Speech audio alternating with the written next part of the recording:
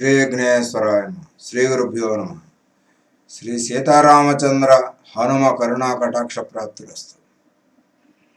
శ్రీరామచంద్ర చరణౌ మనసా స్మరామి. శ్రీరామచంద్ర చరణౌ వచసా గృణామి. శ్రీరామచంద్ర చరణౌ శిరసా నమామి. శ్రీరామచంద్ర శరణౌ శరణం ప్రపద్యే. లోకాభిరామం రణరంగధీరం రాజీవనేత్రం రఘువంశనాథం కారుణ్యరూపం కరుణాకరం తం శ్రీరామచంద్రం శరణం ప్రపద్యే. శ్రీరామాయణము యుద్ధకాండ వింటూ ఉన్నాము. 17వ సర్గం వరకు విన్నాము. రావణునకు విభీషణుడు చేసినటువంటి బోధ నచ్చక, రావణుడు దూషించగా, విభీషణుడు తనంతట తానుగా లంకను వదిలిపెట్టి రాముడు ఉన్నటువంటి సముద్ర తీరమునకు వచ్చి ఆకాశ మార్గంలోనే ఉండి వానరులకందరకు నేను రాముని యొక్క శరణార్థినే వచ్చాను, ఈ విషయము రామునికి చెప్పండి అని చెప్పగా, ఆ విషయాన్ని రాముడు మంత్రులతో ఆలోచించి విభీషణుని చేరదీయాలా వద్దా అన్న విషయం గురించి ఆలోచిస్తూ ఉన్నాడు. అతన్ని పరీక్ష చెయ్యాలి, అతను ఎంతైనా రావణుడు కొడుకు కదా అంటూ చాలామంది రాముడికి చెప్పారు. ఇదంతా తప్పు. పరీక్ష చేస్తే అనుమానించినటువంటి దోషం మనకు వస్తుంది. రావణుని వదిలిపెట్టి నీ కోసం శరణ పొందడానికే వచ్చాడు. విభీషణుడు అక్కడ రావణుడి దగ్గర ఉండగా అతను రావణుడికి మంచి చెప్పాడు, కానీ వినలేదు. కాబట్టి అతన్ని వీలైనంత వరకు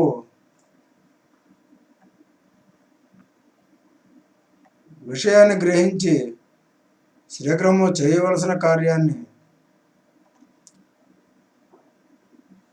ఆలోచించమని ఆంజనేయుడు చెప్పగా 17వ సర్గము సమాప్తమైంది. 18వ సర్గము ప్రారంభం. సుగుణ రాశీభూత శ్రీరాముడు శాస్త్ర సంపన్నుడు వాయుపుత్రుడు హనుమ మాటలను ఆలకించి ఎంతో ఆనందమును పొంది తన మనసులోని మాటను పలికను. నేను నీ మాటలను బుద్ధిగా వినినాను.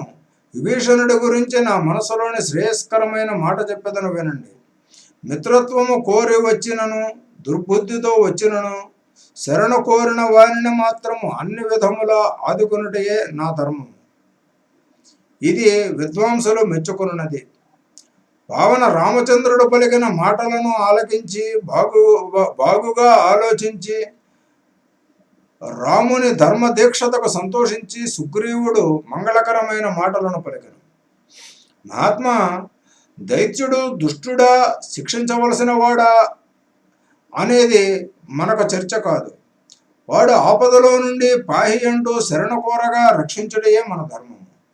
పరాక్రమవంతుడైన పావన రాముడు వానరేంద్రుడు సుగ్రీవుని మాటలను విని అందరూ వానరులను మందహాసముతో చూచుచూ పుణ్య లక్ష్మణునితో ఇట్లనను. లక్ష్మణ వినుము. మాన్య సుగ్రీవుడు యుక్తియుక్తముగా ధర్మమును చెప్పినాడు.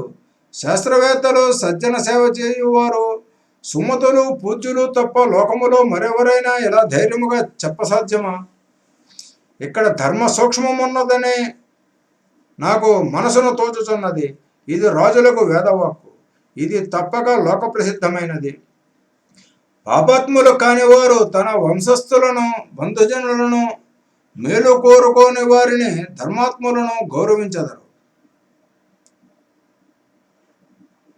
పాపాత్ములు కానివారు తన వంశస్థులను, బంధుజనులను, మేలు కోరు వారిని, ధర్మాత్ములను గౌరవించదరు. కానీ గుణవంతుడైన విభీషణుడు సోదరుని దుష్టుడు లంకేశులను విడిచిపెట్టినాడు. అనరేంద్ర, సుగ్రీవ, శత్రువుల నుండి వచ్చిన వారి యొక్క వృత్తాంతమంతా చెప్పేదను జాగ్రత్తగా వినుము. దాయాదులు ఎప్పుడూ భయపడుతూనే ఉందురు, అందుచేత కలిసి ఇష్టతతో ఉండలేరు. విభీషణుడు రావణునకు భయము కలిగి శరణు కోరుచు నన్ను చేర్చినట్లు కనిపించుచున్నది. నాయన, భూవలయాన మన వంటి ఉత్తమ అన్నదమ్ములుండరు, సుగ్రీవుని వంటి మిత్రులు కనబడరు. తండ్రి కుమారులందరూ సమానముగా నందురా. లక్ష్మణ సమేత వానరేంద్రుడు సుగ్రీవుడు రఘురాముని వాక్యములను సంతోషముగా విని లేచి నిలబడి భక్తి నమ్రతలతో వందనము చేసి తన మనసులోని మాటను ఇలా తెలిపాను. క్షమాగుణము కలవాడ, ఈ విభీషణుని దశకంఠుడే గూఢచారిగా పంపియుండునని నాకు తోచుతున్నది. కావున ఇతను నిగ్రహించుడే ధర్మమని నేను తలంచదా. రఘుత్తమ మహాబాహు రామచంద్ర, రావణుడు పంపగా ఈ రాక్షసుడు పరుగు పరుగున వచ్చినాడని తెలుసుకున్నాము. నువ్వు నమ్మి ఈతనిని చెరదీసినచో లక్ష్మణుని నిన్ను సంహరించును. ఈ కుటిలాత్ముడు వక్రబుద్ధితో ఇక్కడికి వచ్చినాడు. ఎంతైనా ఇతడు ఈయన రావణుని సోదరుడే కదా. అందుచేత ఈతనిని తన మంత్రులను బంధించుట తప్పనిసరి. రామచంద్రుడు సుగ్రీవుడు పలికిన మాటలనాన్ని విని చక్కగా ఆలోచించి మరల మిత్రుడు సుగ్రీవునితో ఇట్లు పలికెను. సుగ్రీవ, వినుము. వీడు రాక్షసుడు, దుష్టుడైనా అవ్వవచ్చును, గొప్పవాడైనా అవ్వవచ్చును. కానీ నాకు భయము ఏమాత్రము లేదు. నాకు అపకారము చేయగలడా? నీవు భయమును విడువుము. సుగ్రీవ, నేను తలుచుకున్నట్టయే జరిగినచో పిశాచములను, యక్షులను, దైత్యులను, దానవులను ఎవరినైనా సరే అవలేలగా నా వేలి కొనతో చంపివేయదును. పూర్వము పావురము ఒకటి తన ఇంటికి శత్రువుగా రాగా అతనిని పూజించి తన మాంసమును భోజనముగా పెట్టదనని వినియున్నాము కదా. పూర్వము పావురము ఒకటి తన ఇంటికి శత్రువు రాగా అతనిని పూజించి తన మాంసమును భోజనముగా పెట్టదనని వినియున్నాము కదా. శత్రువైనా తెలివిగా ధైర్యముగా ఆతిథ్యమిచ్చినది. సుగ్రీవ, తన భార్యను చంపిన వాడైనా కొంచెము కూడా కోపము లేకుండా అతిథిగా వచ్చిన శత్రువునకు ప్రేమతో పూజ చేసినదే. అటువంటి నేను మాత్రము అలా స్వీకరించరాదా? వానర రాజసత్తమ, కణ్వ మహర్షి పుత్రుడు సత్యవాక్పాలకుడు కండువాను వాడు ధర్మసమ్మతమైన గాథలు చెప్పి ఉండగా విని ఉన్నాను. పరంతప మిత్రమా, సూర్యకుమార, శరణ కోరుచు ప్రార్థించుచు వచ్చువానిని దీనునికి హాని చేయట ఎలా ధర్మమగునో చెప్పుము. శరణని వచ్చిన బద్ధశత్రువుని గర్వి అయిన మహోత్తముడు వాని దోషములు లెక్క చేయకుండా వెంటనే వానిని రక్షించుటయే తప్పక లోకములో ధర్మమగును. సుగ్రీవుడా, శరణ కోరి దీనుడే దగ్గరకు వచ్చిన వారిని అజ్ఞానముతో గాని మరి ఏదైనా దుష్ట కోరికతో తాను లొంగిపోయినా గాని ధర్మముగా రక్షించకపోయిన వాడు మహాపాపాత్ముడు అగును. ఇది సత్యము. వానర ప్రభుసత్తమ, శరణుజొచ్చిన వానికి రక్షించకపోగా వాడు తన ఎదుడే అమాంతము మరణించినచో అట్టివానికి సంపాదించిన పుణ్యము పూర్తిగా తీసుకుని పోవను. శరణుజొచ్చిన వారిని చక్కగా రక్షించకున్నా వానికి స్వర్గప్రాప్తి ఉండదు.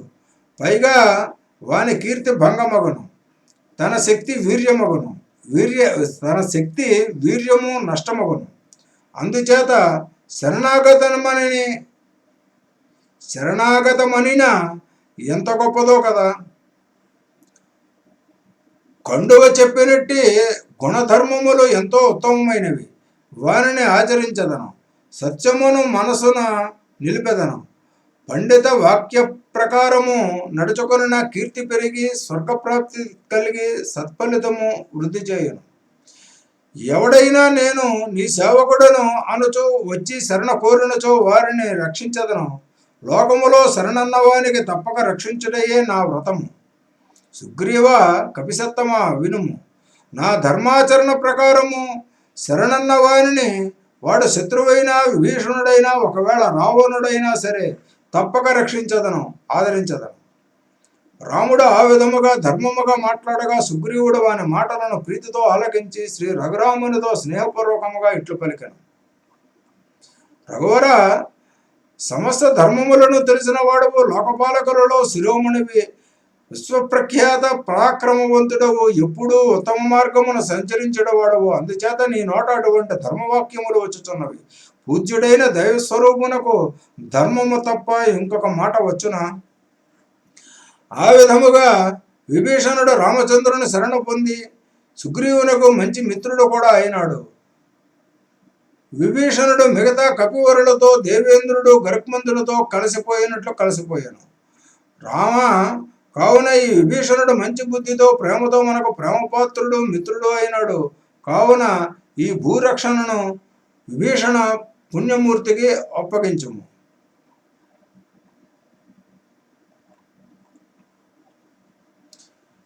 18వ సర్గము సమాప్తము.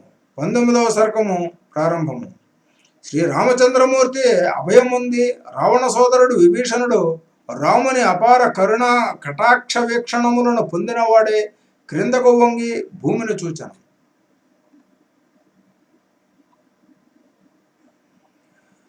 ధర్మమూర్తి విభీషణుడు రాముని దయార్ద్ర బుద్ధికి మిక్కిలి సంతోషించి తన భక్తులైన సేవకులతో కలిసి ఆకాశము నుండి దిగి వచ్చి భూమి మీద నమ్రతలతో వాలాడు. పెదవ విభీషణుడు తన నలుగురు దైత్యులతో కలిసి ఆనందముతో రాముని పాదముల చెంత వాలిపోయి సమస్త సమ్మతము యుక్తియుక్తముగనగు సంతోషకర పలుకులను పలికెను. నిర్మల రాఘవ, నేను రావణుని తమ్ముడను. రావణుడు మూర్ఖుడై నన్ను అవమానము చేసినాడు. నేను మిక్కిలి వ్యధ చెందిన వాడినై నిన్ను జ్ఞానిని సర్వభూతదయాపరుని శరణ పొందినాను. నేను లంకను, సమస్త ఐశ్వర్యములను, మిత్రకోటిని, రాజ్యకాంక్షను, జీవిత సౌఖ్యములు అన్నింటినీ వదిలిపెట్టినాను. నీపైననే నా జీవిత లక్ష్యము సర్వము ఉంచుకున్నాను. రాముడు విభీషణుడు నమ్రతతో పలికిన మాటలను విని వాని మాటలలోని అమృతమును తాగుచున్నాడా అన్నట్లుగా ప్రకాశించుచున్న తన 2 కళ్ళతో చూచుచూ ఆ రాక్షస బలాబలములను చెప్పుమని కోరిన. సులువుగా కార్యములు సాధించు పావన రామచంద్రుడు అలా ప్రశ్నించగానే విభీషణుడు రావణుని శక్తియుక్తులను బలాబలములను అన్నింటినీ తెలియజెప్ప మొదలెడను. దాశరథి, రామ, బ్రహ్మవరదత్తుడైన రావణుని గంధర్వులు కానీ, నాగయక్షులు కానీ, ఏ శక్తిమంతులు కానీ, ఏ ప్రాణులు కానీ ఎప్పుడు చంపుట సాధ్యము కాదు. రావణుని తమ్ముడు నాకు అన్నయ్య అయిన కుంభకర్ణుడు చాలా పరాక్రమవంతుడు. వాడు యుద్ధములో ఇంద్రునినైనా తప్పక ఎదిరించి ఓడించగల శక్తిమంతుడు. ప్రహస్తుడైన వాడు సేనలన్నిటికీ నాయకుడు. యుద్ధ విద్య నెరిగిన గొప్ప వీరుడు. కైలాస పర్వతమున జరిగిన యుద్ధములో సూర్యుడు మణిభద్రుని అవలేలగా గెలిచిన ధీరుడు. శత్రునాశకుడు ఇంద్రజిత్తు ఉడుము చర్మపు తొడుగులను వేళ్లకు తొడుగుకొని అభేద్యమైన కవచమును దాల్చి ధనుస్సు చేతపట్టి యుద్ధరంగమున శత్రువులకు కనపడకుండా యుద్ధము చేయు నేర్పరి. రామ, ఇంద్రజిత్తు హోమములు చేసి అగ్నిహోత్రుని తృప్తి చేసి యుద్ధములో శత్రువులకు కనపడకుండా అంతర్ధానమై యుద్ధము చేసే వ్యూహముతో శత్రువులను నాశనము చేయు వరమును పొందాను. ఇంకా మహోదరుడు, పార్శ్వుడు, అకంపనుడు అనువారులు 3 యుద్ధములో దిక్పాలకులతో సమానులు. వారు ఎప్పుడూ ఇంద్రజిత్తునకు సహాయకులుగా ఉందరు. ఇష్టము వచ్చినట్లు రూపములు మార్చగల కామరూపులు, రక్త మాంసములను భక్షించుచు రాక్షస వీరులు 10,000 కోట్ల మంది లంకా పట్టణము చుట్టూ రావణుని ఆజ్ఞకు బద్ధులై ఉన్నారు. రావణుడు ఈ రాక్షస వర్గముతో కలిసి లోకపాలకులపైకి యుద్ధమునకు వెళ్ళగా వారు దేవతలు కూడా ఈ రావణుని శక్తి ముందు నిలబడలేక శీఘ్రముగా పరాజయం పొందిరి. లంక గుడ్డంతా విభీషణుడు చెప్పగా రాముడు శ్రద్ధగా వినినవాడే రావణుని శక్తి గ్రహించి తనలో తాను ఆలోచించుకుని మరలా ఇట్లు పలికెను.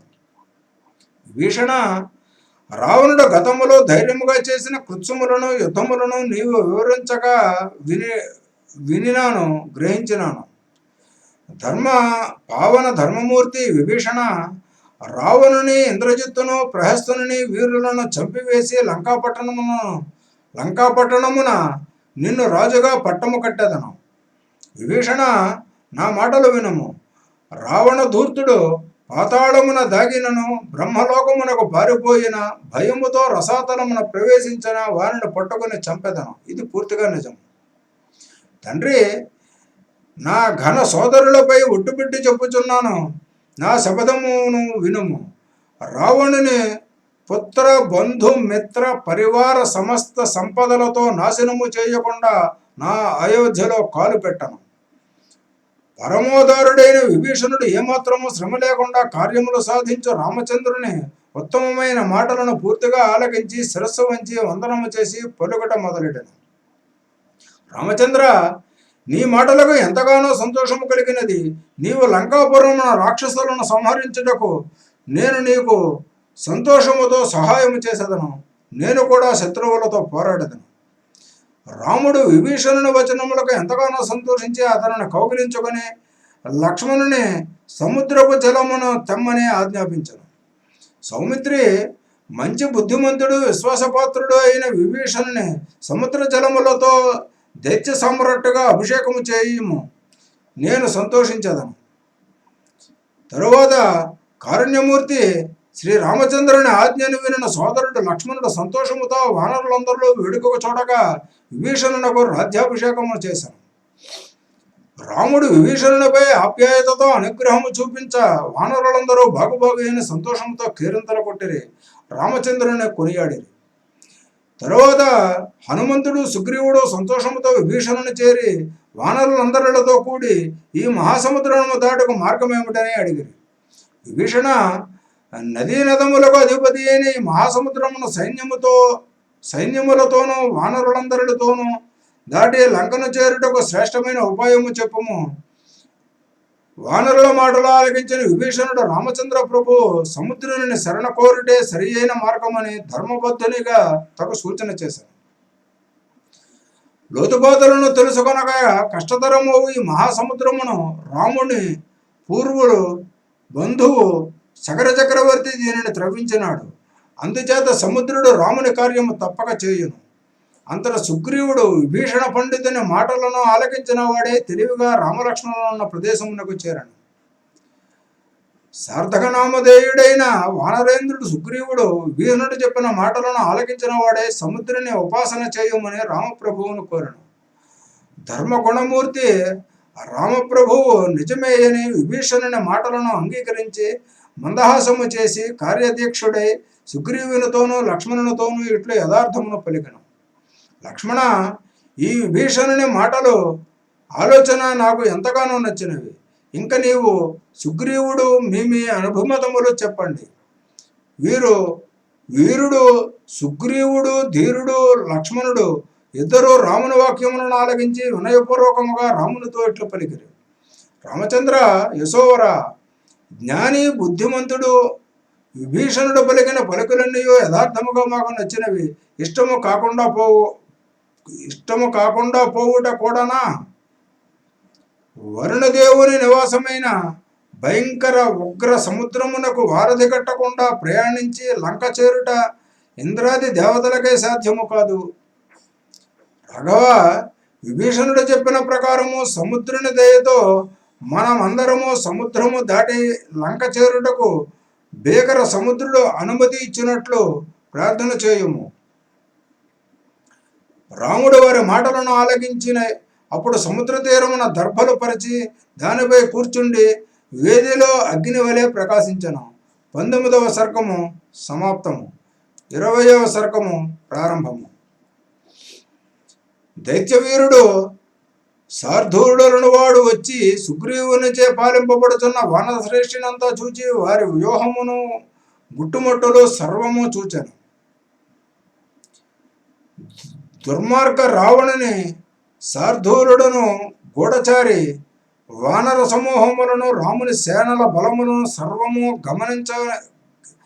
గమనించి వచ్చి లంకేశునితో వివరించి చెప్పాను. రావణ, లెక్కించలేనంత మంది వానర సేనలున్నవి.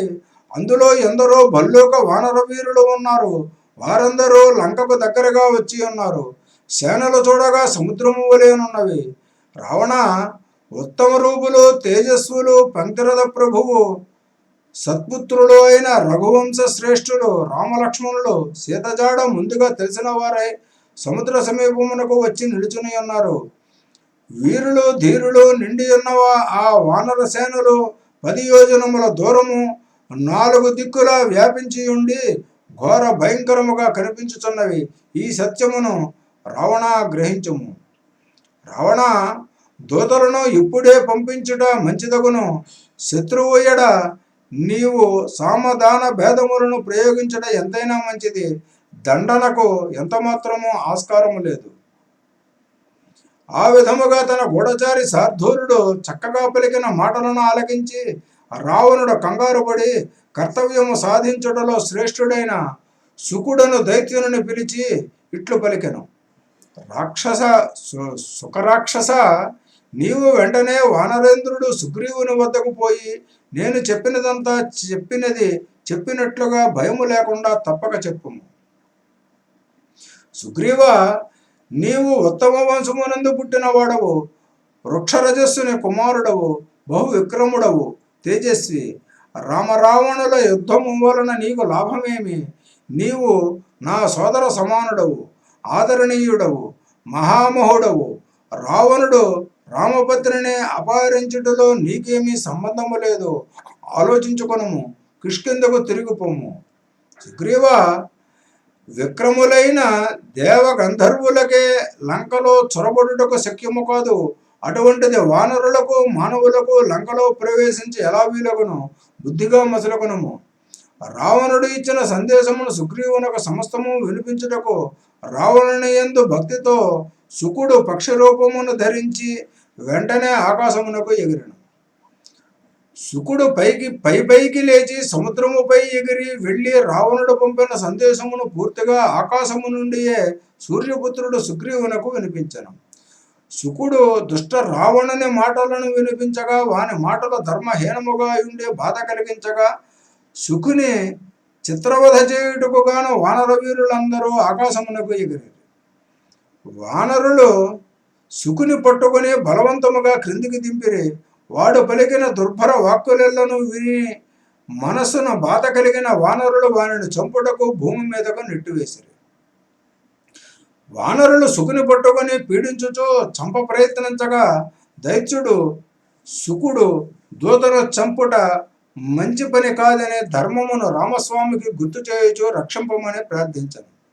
రామచంద్ర, దూతను చంపుట ధర్మము కాదనియు దూత వినిపించు తన ప్రభువు సందేశమును తప్పక వినుట న్యాయమనియు నీ వానరసేనకు చెప్పుము. దయామయుడు ధర్మవాక్పరిపాలకుడు రాముడు శుకుని రోదనమును మాటలను ఆలకించి వానిని చంపవలదనియు వెంటనే విడిచిపెట్టమనియు వానరసేనులకు ఆజ్ఞనిచ్చాను. ఇంకా వానరులచే భయము లేదని తెలుసుకున్న శుకుడు తేలికైన రెక్కలతో ఆకాశమునకు ఎగిరిపోయి సూర్యకుమారునితో ఇట్లు పలికెను. ఘన సుగ్రీవ, పరాక్రమవంతుడా, రావణుని దూతగా వచ్చిన నేను నా రావణునకు ఏమి చెప్పవలయనో చెప్పుము. నేను రావణునకు సర్వము సభాస్థలిలో వినిపించదను. వానరేంద్రుడు సుగ్రీవుడు దూత శుకుని మాటలను ఆలకించి ఏమాత్రము భయము లేకుండా ధర్మబద్ధమైన వాక్కులను దూత శుకుడు వినున్నట్లు పలికను. హీన రావణ, నా మాటలను వినుము. నేను లంకకు నా సేనలతో వచ్చి నిన్ను నీ బంధుమిత్ర జాతి సమేతముగా నీ పుత్రులను లంకా గృహములను అనుమానము లేకుండా భస్మము చేసేదను. లంకేశ, రావణ, మూఢ, నీకు భూమిపై ఇక ముందు వచ్చే కష్టముల నుండి ఇంద్రాది దేవతలు కూడా రక్షించలేరు. నీవు మాయమైపోయి సూర్యమండలమునకు పాయిన పాతాళమున దాగి ఉన్న ఈశ్వరుని కాళ్ల మీద పడిన నీవు చేసిన క్షమింపరాని దోషమునకు శ్రీరామప్రభువు నిన్ను విడిచిపెట్టక భూమి మీద చంపుట నిశ్చయమే. రావణ దోషి, ఈ నిజమును శ్రద్ధగా ఆలకించము. నిన్ను రక్షించేవాడు ఈ 3 లోకముల రాక్షసులలో కానీ, గంధర్వులలో కానీ, అసురులలో కానీ, పిశాచములలో కానీ ఒక్కడు కూడా ఇంకా లేడు. రావణ ద్రోహి, గృధరాజు జటాయువును చంపినావు, రామలక్ష్మణులు లేని వేళ సతీమణి పావని పద్మదళాక్షి సీతను అపహరించి తెచ్చినావు. రావణ, విక్రమక్రముడు దేవతా సమానుడు రామచంద్రుని సామర్థ్యమును గుర్తించకుండా ఉన్నావు కదా. నీవు బాగా ఆలోచించుకునము, సీతను ఇవ్వనిచో నీకు చావు తప్పదు. అంతటా వానర శ్రేష్ఠుడు వాలి పుత్రుడు అంగదుడు, వానరేంద్ర సుగ్రీవ, ఇతడు దూత ఎట్లగును, వీడు గూఢచారి అని పలికను. వీడు మన సేనలన్నింటినీ చూచినాడు, లెక్కలు కట్టినాడు. వీడు లంకకు తిరిగి వెళ్ళరాదు. వీరిని బంధించడం మంచిది అని నాకు తోచుతున్నది. అంతటా సుగ్రీవుని ఆజ్ఞపై వానరులు ఆకాశమునకు ఎగిరి వెళ్ళి రక్షణ లేకుండా ఉన్న రాక్షసుడు శుకుని పట్టుకొని బంధించారు. వానరులు శుకుని కొట్టుచూ పీడించి బాధించుచుండగా పరమాత్మ శ్రీరామ రక్షించుమనుచు శుకుడు గట్టిగా అరచుచూ రాముని ప్రార్థించను. రామప్రభు, నీ వానరులందరూ నా రెక్కలను పీకుచున్నారు, నా కన్నులు బద్దలైపోవచున్నవి. నేను చేసిన మహాపాపములన్నీ మీకు అంటుకొనును, ఇది సత్యము. అంతటా ధర్మాత్ముడు రాముడు శుకుని అరుపులు ఆలకించి దూతను చంపరాజు విడిచిపెట్టుటదే ధర్మము అంటూ వానరులకు బోధించి శుకుని రక్షించను. 20వ సర్గము సమాప్తము. 21వ సర్గము వచ్చే భాగంలో విందాము. స్వస్తి. శ్రీరామార్పణమస్తు.